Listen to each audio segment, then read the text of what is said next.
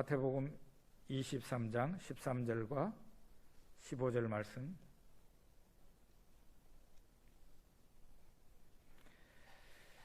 같이 읽어보겠습니다. 화 있을진저 외식하는 서기관들과 바리새인들이여, 너희는 천국 문을 사람들 앞에서 닫고 너희도 들어가지 않고 들어가려 하는 자도 들어가지 못하게 하는도다. 화 있을진저 외식하는 서기관들과 바리새인들이여, 너희는 교인 한 사람을 얻기 위하여 바다와 육지를 두루 다니다가 생기면 너희보다 배나 더 지옥 자식이 되게 하는도다. 아멘. 무척 섬뜩하고 또 듣기가 좀 거북할 수도 있는 말씀을 주일 아침에 예배 시간에 낭독을 했습니다. 우리가 차를 몰고 갈 때 어떤 목적지가 있을 거 아닙니까? 그 목적지에 도달하기 위해서는 열심히 페달을 밟아서 달리는 것이 중요하지만, 그러나 도중에 어떤 사고를 당하지 않고 목적지에 도착하는 게 굉장히 중요합니다.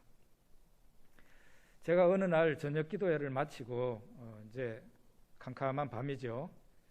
경주 집으로 가는데 연화제 넘어서 거기는 가로등도 없고 뭐 밤이면은 캄캄합니다.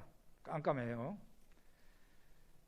그 차를 운전해서 가는데 바로 앞에 느닷없이 소파가 도로에 떨어져 있는 거예요. 아주 가까이에서. 그런데 다행히 제가 평소보다도 더 속도를 늦게 가고 있었어요. 그래서 너무 다행스럽게도 소파를 비켜서 갈 수가 있었습니다. 조심해 가면서 열심히 가되 그 대신에 조심해 가며 사고를 당하지 않고 가는 게 운전에 중요합니다. 우리네 신앙생활도 마찬가지죠. 열심히 있는 신앙생활 좋은 겁니다. 열심히 있어야죠. 그렇지만 못지않게 중요한 것이 조심하면서, 피할 것은 피하면서, 사고 당하지 않고 불상사 당하지 않고 이상한 데로 끌려가지 않고 정상적인 신앙생활, 정상적인 방향을 향해서 나아가는 게 굉장히 중요합니다. 제가 어릴 때 밥상머리 교육을 저희 아버지 많이 하셨는데, 큰 마을의 어느 집 애는 공부를 잘해서 육군사관학교 들어갔다더라, 그런 말 하고 뭐 이렇게 했는데, 그 말을 하는 거는 그 집 애를 칭찬하는 게 아니라 너도 공부 좀 열심히 해라 하는 그런 뜻이죠. 어떤 아버지가 자식한테 이 동네 어느 집 애는 평소에 손버릇이 좋지 않더니 결국은 사고 쳐서 지금 유치장에 갇혔다, 그 말을 합니다. 자녀한테. 아버지가 하는 말이 뭡니까? 본뜻을 제대로 알아야 되는데 너는 그렇게 하지 말라는 거예요. 오늘 이 본문에 마태복음 23장에 화 있을진저라는 말을 예수님이 7번이나 합니다. 화 있을진저 외식하는 서기관들과 바리새인들이여, 이러면서 7번이나 말하는데, 이게 이제 여러분 꼭 성경을 볼 때 주의해서 봐야 되는 게 있는데, 그게 뭔가 하면은 예수님이 이 서기관과 바리새인들에게 이 말을 하시고 세월이 제법 흘렀단 말이에요. 세월이 제법 흐르고 난 뒤에 마태라는 제자가, 그 예수님이 하신 말씀을 직접 들었던 마태라는 제자가 이 말씀을 기록해서 누구에게 전한 겁니다. 누구에게 전했느냐? 초대 교회에, 특별히 초대 유대인 교회에, 유대 교회에 전한 문서로 우리가 마태복음을 이해합니다. 그럼 이게 어떤 의미를 가지는 겁니까? 마태가 예수님이 화 있을진저 외식하는 서기관들과 바리새인들이여 이러면서 서기관들과 바리새인들이 예수님에게 혼나는 것을 기록해가지고 초대교회의 신자들에게 이 마태복음이라는 복음서를 전했어요. 무슨 의미가 있는 겁니까? 우리 예수 믿는 사람들, 예수님에게 이렇게 혼난 저 유대 종교 지도자들처럼 그런 우를 범해서는 안 됩니다. 경고하는 거예요, 경고. 의미가 그렇게 되는 겁니다. 우리는 유대 종교 지도자들을 혼내키는 이 본문이 교인들에게, 우리 예수 믿는 성도들에게 주어진 것은 너희도 이러한 책망을 받지 않도록 조심해라 하는 의미가 여기에 담겨 있다는 거 우리가 알아야 되겠습니다. 7가지인데 그 중에 4가지만 추려가지고 한번 봤으면 합니다. 그 4가지는 첫째로 너희는 천국문을 막고 있구나. 두 번째는 너희는 맹세를 잘하고 있구나. 세 번째는 너희는 대소를 구분하지 못하고 있구나. 네 번째는 너희는 안팎이 다르구나 하는 이런 경고 말씀을 한번 생각해 보려고 합니다. 먼저는 너희는 천국문을 막고 있구나 한번 보겠습니다. 마태복음 아까 13절과 15절 읽었지만 다시 한번 읽어봅니다. 화 있을진저 외식하는 서기관들과 바리새인들이여, 너희는 천국문을 사람들 앞에서 닫고 너희도 들어가지 않고 들어가려 하는 자도 들어가지 못하게 하는도다. 화 있을진저 외식하는 서기관들과 바리새인들이여, 너희는 교인 한 사람을 얻기 위하여 바다와 육지를 두루 다니다가 생기면 너희보다 배나 더 지옥 자식이 되게 하는도다. 여러분, 종교의 기능과 역할이 뭐라고 생각하십니까? 종교의 기능과 역할. 신앙인을 많이 양산하는 게 종교의 기능과 역할일까요? 신앙이 없는 사람을 신앙이 있게 만드는 게 종교의 역할이냐 이 말이죠. 종교인을 많이 양성하는 게 교회의 기능과 역할이 돼야 됩니까? 종교의 기능과 역할은 사람을 구원의 길로 인도하는 거예요. 어떤 종교가 사람을 구원의 길로 인도하지 못한다면, 다른 말로 해서 사람을 저 천국으로 인도해 드리는 일을 하지 못한다면 그거는 종교를 빙자한 사기꾼입니다. 그래서 종교는 이 세상에 죄악이 많지만 구원의 길로 인도하지 못하는 종교는 가장 그럴싸하게 보이지만 가장 악한 자들입니다. 가장 악한 자들이다. 전혀 사기꾼같이 보이지 않고 살인자같이 보이지 않지만 그들은 사람이 저지를 수 있는 가장 악독한 행동을 하고 있는 사람들이다. 그렇게 말할 수 있어요. 사람을 신앙인이 되게는 하는데, 사람이 신앙인이 되게는 하는데 그 사람이 천국에 들어가지는 못하게 만드는 그런 종교. 그거는 종교 사기꾼, 최대 아주 나쁜 사람들이죠. 예수님 당시 유대교는 어땠느냐? 사람을 천국으로 인도하지 못하고 있었어요. 오늘 이 본문의 말씀에 뭐라고 그럽니까? 너희는 천국문을 닫아버린다. 그리고 너희도 안 들어가고 들어가려고 하는 사람도 막는다. 외식하는 서기관들과 바리새인들이여, 이렇게 말하고 있습니다. 신자를 온천하를 두루 다니면서 한 교인을 만나면은 그 사람을 배나 더 지옥의 자식이 되게 만든다. 아유 참, 왜 이런 불상사가 일어났을까요? 예수님이 그랬잖아요. 그 당시 종교 지도자들을 너희들은 소경이다. 소경이 소경을 인도하는 거다. 소경이라는 건 앞을 못 본다는 얘기 아니겠어요? 말하자면은 이 바리새인들과 서기관들이 자기네가 구원의 길을 몰라요. 구원의 길을 모르면서 사람을 끌고 가는 거예요. 사실은 구원의 길을 모르는 이유는 자기가 구원을 못 받았어요. 자기가 구원을 못 받았으니까 구원의 길을 모르는 거예요. 그래 놓고는 사람을, 신자를 데리고 다녀요. 성경을 가르치고 여기가 구원의 길입니다 하면서 가르쳐요. 그런데 그 사람들 말을 들으면 천국으로 못 들어가요. 왜 이런 불상사가 일어났을까요?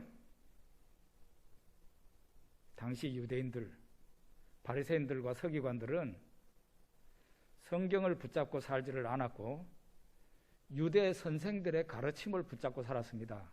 여러분, 그거를 여러분 그 유명한 고르반, 예수님 말씀하시잖아요. 거기에 보면은 하나님 말씀을 내던지고 너희는 장로들의 유전을 따른다 그랬어요. 장로들의 유전이라는 게요, 다른 말이 아니고 유대 선생들의, 유명한 선생들의 가르침이에요. 하나님의 말씀인 성경이 있는데 성경을 붙잡지 않고 선생들의 가르침을 붙잡고 신앙생활을 했어요. 그런데 이 선생들의 가르침이 뭐였느냐? 율법주의 구원론이었어요. 율법주의 구원론은 사람이 율법을 준행하려고 하면 준행할 수 있고 잘 지킬 수 있고 잘 지키면 사람이 의롭게 된다, 천국이 그 사람들의 것이다, 이렇게 가르쳤어요. 그런데 로마서에서 뭐라고 말합니까? 유대인들이 하나님께 버림받은 이유를 말하는데 그들이 하나님의 의를 모르고 자기의 의를 세우려고 했다 그랬어요. 그게 뭔가 하면은 율법을 열심히 지켜서 구원 얻으려고 하는 그것이 자기의 의를 세우는 거예요. 근데 하나님은 그렇게 구원을 주시는 분이 아니라는 겁니다. 뭐냐? 하나님의 은혜로 구원을 주세요. 하나님의 의라는 것은 의롭지 못한 자를 하나님이 의롭다고 하시는 거예요. 뭘 보고? 예수 그리스도를 믿는 그 믿음을 보시고, 원래는 허물과 죄가 많은 사람인데 하나님의 의를 그 사람한테 주시는 거예요. 이런 거를, 은혜로 구원받는다는 거를 유대 선생들이 몰랐어요. 자기가 열심히 노력해서 구원을 쟁취하고 저 천국을 들어갈 수 있는 걸로 생각을 했어요. 그렇게 가르쳤으니 천국 문을 닫아버리고 자기네도 안 들어가고 다른 사람도, 들어가려고 하는 사람도 막아버리는 그런 사람이 되고 만 겁니다.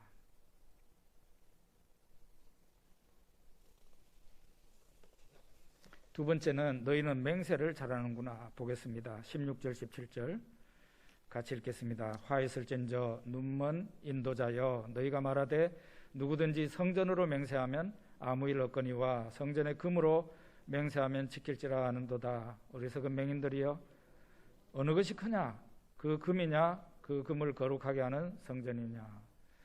예수님은 산상보훈에서 너희는 절대로 맹세하지 마라, 예수님은 그렇게 가르쳤는데 당시 유대인들, 유대 선생들은 맹세하는 습관이 있었어요. 성전으로 맹세하고 하늘로 맹세하고, 심지어 오늘 여기 보니까 성전의 금으로 맹세하는 그런 일도 있었습니다. 그래서 왜 사람들이 맹세를 하는 거예요? 우리나라 사람들도 들어 맹세를 하는 사람들 있죠. 왜 맹세를 하는 겁니까? 서로 믿지 못하니까 맹세를 하는 거예요. 서로 믿지 못하니까. 우리 예수 믿는 사람들은, 예수 믿는 공동체, 이 교회에서는 예수 믿는 사람들끼리는 맹세를 하는 게 필요가 없어요. 왜냐하면 내가 진실을 말하면 되고 또 상대방이 말하는 것을 진실하다고 받아들이면 되는 거예요. 그러면 맹세를 하는 게 필요가 없어요. 저는 참 요즘도 늘 감사하고 있습니다. 교회에 이렇게 섬기는 분들이 참 많이 있지만 그냥 다 믿을 수 있으니까 얼마나 감사해요. 얼마나 감사해요. 형제의 말을 내가 믿으면 되고 내가 또 진실을 말하면 되는 겁니다. 여기에 대해서 또 다른 생각이 드시는 분도 있을 겁니다. 내가 진실을 말을 해본 적이 있는데 예수 믿는 다른 형제 자매가 안 믿더라. 그런 경우는 어떻게 해야 됩니까? 억울하잖아요. 좀 세월이 지나면 됩니다. 5년이 지나고 10년이 지나고 그렇게 하면은 보통 그게 그 사람이 내가 진실을 말한 것을 다 압니다. 또 뭐 우리 예수님께서도 별별 오해를 다 당하셨는데 좀 오해를 좀 당하면 어떻습니까? 하늘나라 가면 다 밝혀지게 되어 있습니다. 그래서 굳이 내 오해를 풀어주려고, 상대방이 나를 못 믿거든 오해를 풀어주려고 막 밤중에 찾아가고 안 그래도 괜찮습니다. 좀 얘기를 해보고 안 되면 그냥 그치는 게 좋아요. 근데 오늘 이 본문에 보면 유대 종교 지도자들이 이런 말을 합니다. 누구든지 성전으로 맹세하면 아무 일 없거니와 성전의 금으로 맹세하면 지켜야 된다. 참 진짜 이상한 말이잖아요. 성전으로 맹세하면 안 지켜도 되지만 성전 안에 있는 금으로 맹세하면 지켜야 된다. 이게 그 당시 종교 지도자들이 얼마나 돈을 중시했는지 보여주는 겁니다. 사람이든지 신자든지 교회든지 돈을 중시하면 그때로부터 그 사람은 급속히 타락해 가기 시작합니다. 멀쩡한 사람이 타락해요. 중세 가톨릭 교회의 타락은 돈에서부터 시작이 되었습니다. 로마에 가면은 로마의 성 베드로 성당 다 볼 수 있습니다. 규모가 어마어마한 데다가 극히 화려하게 지었습니다. 로마 가톨릭 교회의 부패와 타락은 성 베드로 성당의 그 건축이 큰 역할을 했어요. 부패와 타락에. 그러니까 이렇게 화려하고 큰 건물을 짓고 나니까 어떻게 되겠어요? 로마 교황청이 부채를 엄청나게 지게 된 거예요. 그래서 해결책이 없는 거죠. 나중에는 돈 많은 사람한테 가가지고 제발 교황이 돼 주십시오 이렇게 된 겁니다. 그렇게 해가지고 그런 돈 많은 사람을 교황의 자리에 몇 번이나 앉혔어요. 교회 역사를 보면. 그러면은 돈을 많이 교황청에 내고 교황의 자리에 앉은 그 사람이 가만히 있겠어요? 그 사람은 이제 그거를 자기가 교황에 있을 동안에 다 빼먹는 겁니다. 그래서 성직 매매를 하는 거예요. 성직 매매를. 어떤 사람을 자리에 앉히면서 돈을 받아 먹는 거죠. 그러면은 돈을 또 그 사람, 교황한테 돈 낸 사람은 또 자기가 권한을 사용할 때마다 돈을 받아 먹고 이렇게 해가지고 로마 가톨릭 교회가 부패하게 됩니다. 제일 나중에는 면죄부라는 것도 생겼는데, 면죄부라는 게 죽은 사람의 죄도 용서해 준다는 헌금이에요. 에? 내가 헌금을 드리면은 이미 돌아가신 우리 할아버지 할머니까지 죄가 다 용서된다니까 헌금을 안 하겠어요? 이런 괴상한 헌금까지 만들어낸 것이 바로 로마 가톨릭 교회입니다. 무엇이 교회의 타락을 부채질했을까요? 돈을 중시하는 데서 바로 이런 문제가 생긴 겁니다. 그래서 오늘날 교회도 그렇고 신자도 그렇고 돈을 앞세우면은 결국은 부패하고 타락하기 쉽다. 세 번째 예수님이 화했을진저 하고 말씀하신 것은 너희는 대소를 크고 작은 것을 구분하지 못하는구나. 23절과 24절 같이 한번 읽어봅시다. 화했을진저 외식하는 서기관들과 바리새인들이여 너희가 박하와 회양과 근처의 11조는 들이되 율법에 더 중한 바 정의와 긍휼과 믿음은 버렸도다. 그러나 이것도 행하고 저것도 버리지 말아야 할지니라. 맹인된 인도자여 하루살이는 걸러내고 낙타는 삼키는 도다. 바리새인들이 채소 근처에 11조까지 들였으니까 참 이 사람들 철두철미 신앙생활 했다고 볼 수 있습니다. 율법에 아주 작은 조항까지 무시하지 않고 그걸 지키려고 했으니까 대단한 사람들이죠. 왜 이렇게 철두철미 신앙생활하는 사람을 예수님이 칭찬을 해줘야지, 상을 줘야지, 왜 예수님이 화 있을진저 이러면서 말을 합니까? 너무 이상하잖아요? 너무 이상하잖아요. 철저하게 11조 원금을 드리는 그 사람에게 상을 줘야지, 잘한다고 칭찬을 해야지, 오히려 예수님은 거꾸로 막 저주를 퍼부었어요. 화했을진저.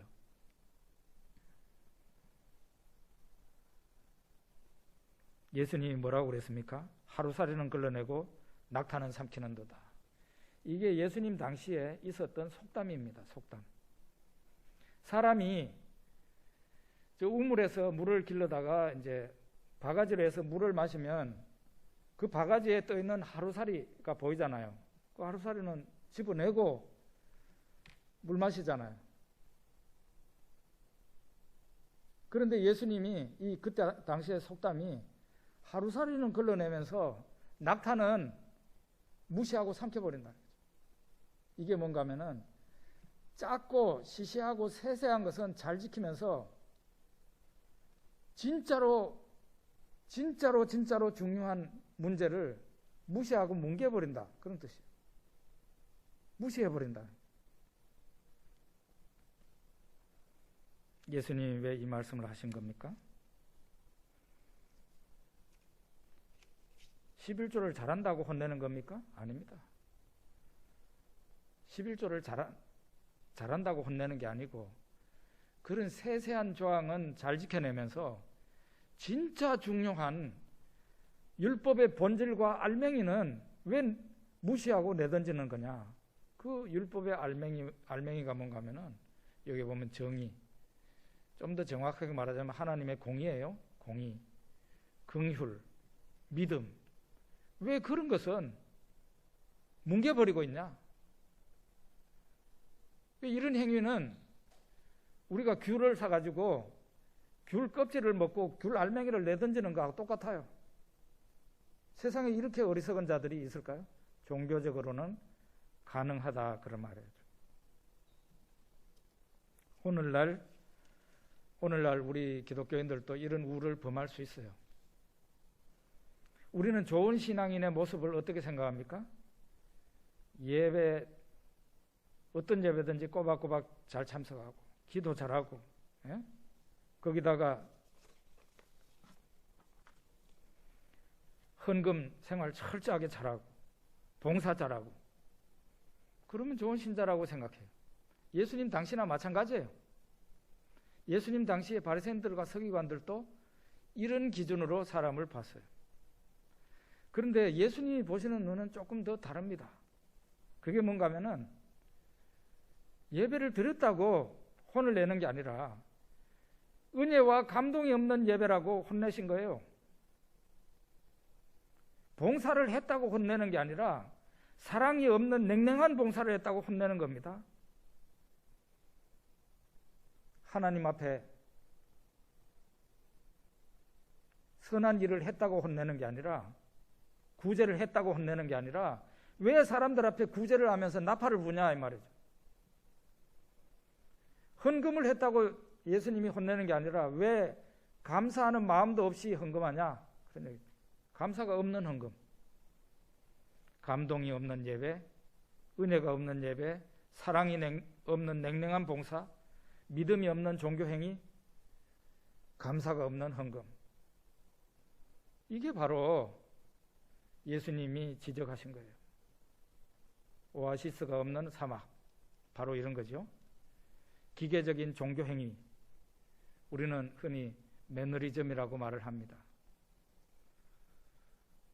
죽은 신자예요. 사실상 신앙인이지만 죽은 신자. 신앙이 죽어버린 신자라니까요.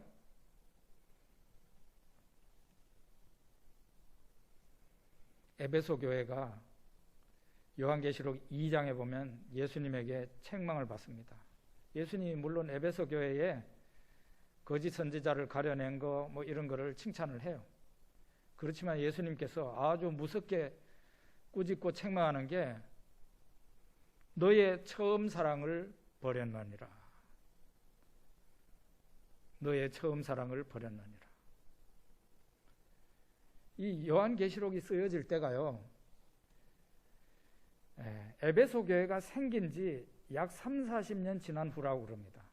에베소 교회가 처음에 생길 때, 그러니까 요한계시록이 쓰여지기 30년, 40년 전에는 처음에 그 에베소에서 예수 믿는 사람들이 예배도 드리고 그랬을 거 아닙니까? 그때는 막 정말 그 처음 사랑이 참 대단했어요. 그런데 이 교회가 30-40년 흘러갔을 때가 바로 요한계시록이 쓰여질 때였는데, 그때에는 그 교회 신자들이 제법 신앙생활을 오래 한 거죠. 어떻게 됐습니까? 동일한 사람이 거기에 앉아 있는데, 옛날에는 그 사람이 그렇게 하나님을 사랑하고 형제 자매를 사랑하고 그렇게 신앙생활을 했던 사람이 언제 매너리즘에 빠져가지고 무슨 마른 막대기 같이 아무런 생명도 없는 기계적인 신앙을 반복하고 있었던 거예요. 너의 처음 사랑을 버렸느니라. 회개하지 아니하면 너의 촛대를 옮기리라. 이게 무슨 말이에요? 너희 그 모임을 교회로 인정하지 않겠다는 예수님 말씀이에요. 얼마나 무서운 말씀이에요. 사랑이 없는 교회 모임. 이렇게 무서운 겁니다. 사랑이 없는 종교행위. 사랑을 잃어버린 교회는 결국 소금이 그 맛을 잃어버린 거나 마찬가지예요. 맛있는 소금을 계속 집안에 놔둬야 될 겁니까? 결국은 길바닥에 내던지게 되죠. 하나님께 인정받지 못합니다. 마지막으로 너희는 안과 밖이 다르구나 하는 말씀을 보겠습니다. 25절 27절입니다. 화 있을진저 외식하는 서기관들과 바리새인들이여, 잔과 대접에 거천 깨끗이 하되 그 안에는 탐욕과 방탕으로 가득하게 하는도다. 화 있을진저 외식하는 서기관들과 바리새인들이여, 회칠한 무덤 같으니 겉으로는 아름답게 보이나 그 안에는 죽은 사람의 뼈와 모든 더러운 것이 가득하도다. 바리새인들, 서기관들, 자타가 공인하는 신앙 우등생들입니다. 백성들이 존경했어요. 다 대단한 선생님들로 인정받는 종교 지도자들이었습니다. 사람들의 눈에는 참 저분 참 대단해. 어떻게 저렇게 거룩한 신앙생활을 할 수 있지? 이렇게 사람들이 쳐다봤어요. 그런데 예수님이 보실 때는 어땠느냐? 사람들이 볼 수 없는 부분이 예수님 눈에는 보였어요. 그 사람들이 화려한 종교생활, 거룩하게 보이는 그 바깥과는 반대로 그 사람들의 내부를 예수님이 보시니 그 사람들의 속사람, 내부는 형편없었다는 거죠. 죄덩어리 그대로 있고 더럽고 추하고 탐욕스러운, 그게 외부적으로 거룩한 그걸로 포장이 되어 있었던 거죠.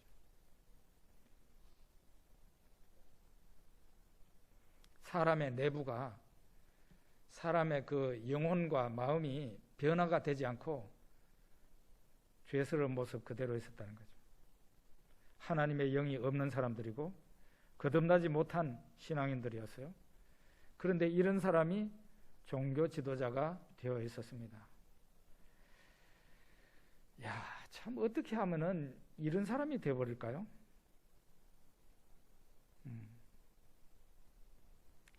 첫째로는 은혜를 받지 못하면 이런 사람이 돼요. 은혜 받지 못한 신앙인은요, 반드시 가면을 쓰게 돼 있어요. 외식한다는 말이 바깥에서 식사한다는 그런 뜻 아니라는 거 잘 아시죠? 여기 이 외식이라는 말은 가면 쓴다는 뜻이에요. 가면을 썼으니까 어떻습니까? 그 사람의 겉모습하고 속하고는 다른 겁니다. 사람들이 볼 때는 대단한 신앙인이고 참 본받고 싶은 신앙인일처럼 보일지 모르지만 그 사람의 실제 모습은 아주 추하고 악하고 더럽다는 거예요. 외식한다 그랬어요. 예수님이. 왜 그 사람들이 안과 밖이 달랐을까요? 은혜 받지 못한 사람들이었기 때문에 그런 겁니다. 은혜 받지 못한. 여러분, 아무리 가면을 쓰고 있는 인간이라 할지라도, 아무리 추한 사람이라 할지라도 하나님의 은혜를 받아보십시오. 하나님의 은혜를 받으면요, 그 사람의 내부가 정결해집니다. 그 사람의 내부가 은혜와 찬송으로 감사로 가득 차게 돼요. 죄악은 속에서부터 물러가는 거예요. 죄악은. 에? 가면 쓸 필요가 없어요. 그 내부가 하나님의 은혜로 충만하고 하나님의 샬롬으로 가득 차니까 가면을 왜 써요? 가면 쓸 필요가 없어요. 은혜를 못 받으면 가면을 쓰게 돼 있어요. 신앙인의 세계에서 신앙생활 잘하는 척 해야 될 거 아닙니까? 그죠? 은혜를 못 받으니까 잘하는 척 하는 겁니다. 그러다 보니까 가면이 점점 두꺼워지는 거예요. 두 번째는 우리 신앙의 중심, 우리 신앙의 초점을 밖으로 드러나는 행동에 두면은 안 돼요. 산상보훈을 가만히 읽어보면 예수님의 교훈은 계속 사람의 내부를 향하고 있어요. 우리 사람의 인격과 마음이 변화가 되면요, 말도 달라지게 돼 있고 행동도 달라지게 돼 있어요. 그런데 외부적인 행동에 자꾸 관심을 기울이고 거기에다가 신앙의 초점을 두면은 점점 나의 내부와 바깥으로 보이는 게 상반된 인간이 되니까 가면을 써야 되는 거죠. 첫째로는 은혜를 받다. 두 번째로는 신앙의 중심을 내 영혼과 마음에 둬야 된다는 거죠.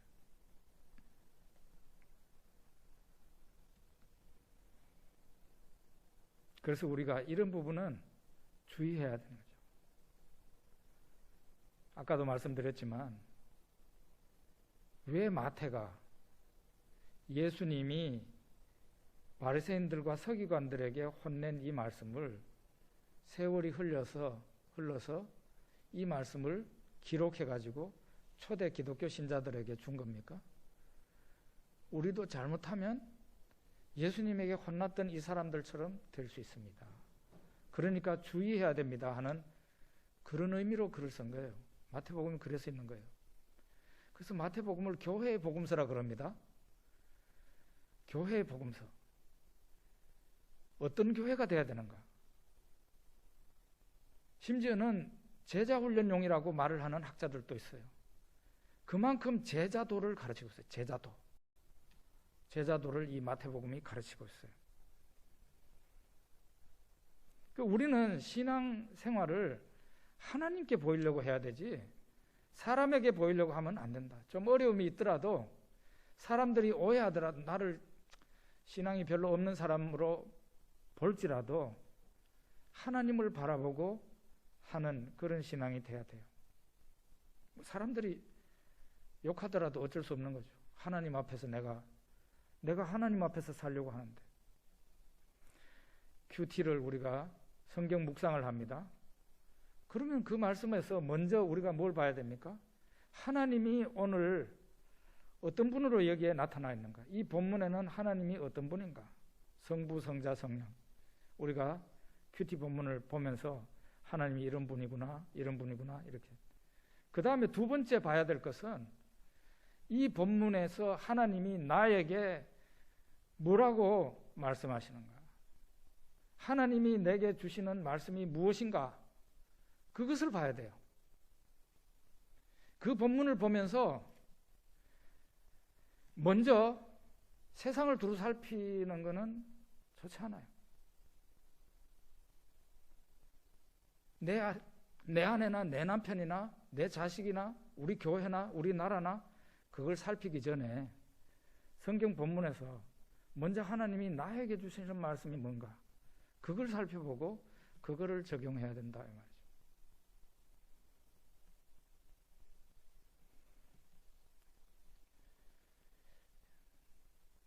1985년도 86년도네요. 제가 신학대학원에 진학을 했습니다. 우리 교단의 탄생이요, 한국 교회의 개혁을 위한 것이 바로 개혁하자고 생긴 게 우리 교단이에요. 그러니까 합동신학대학원이 얼마나 그 개혁이라는 그 이념이 대단했는가를 알 수 있습니다. 근데 제가 이제 대학을 졸업하고 합동신학대학원을 딱 들어가니까 한국 교회를 개혁해야 된다는 그런 말은 하나도 없고, 이 교수님과 학교 원장님과 학생들이 계속 자신들의 죄를 아파하고 자신들의 죄를 회개하고 있더라고요. 저는 그 당시에 젊은 피가 끓는 사람이라 저건 아닌데 왜 한국교회 개혁을 왜 못 해치나, 우리의 칼날을 무디게 하는 거라고 생각했어요. 그런데 우리 교수님들, 목사님들이 우리는 한국교회 무슨 잘못을 개혁한다고 하면서 그거 이전에 나 자신부터 개혁하고 나 자신이 변화돼야 됩니다, 죄를 회개해야 됩니다 하면서 계속 우리 내부를 가지고 하나님 앞에 기도하게 만들더라고요. 저는 그것이 그 당시에는 불만스러웠지만 지금은 그게 바로 올바른 길이다. 이 세상이 변화가 되려면 나의 내부가 먼저 변화가 돼야 된다. 그거를 확실히 믿게 되었습니다. 외식하는 바리새인들과 서기관들이여 화가 있도다. 예수님 말씀하셨는데 네 가지 생각했습니다. 너희는 천국문을 막고 있구나. 너희는 맹세를 잘도 하는구나. 너희는 대소를 구분 못하는구나. 너희는 안과 밖이 다른 사람들이구나. 이 말씀은 결국은 바리새인들과 서기관들을 혼내는 장면이지만 의미는 뭐냐? 초대교회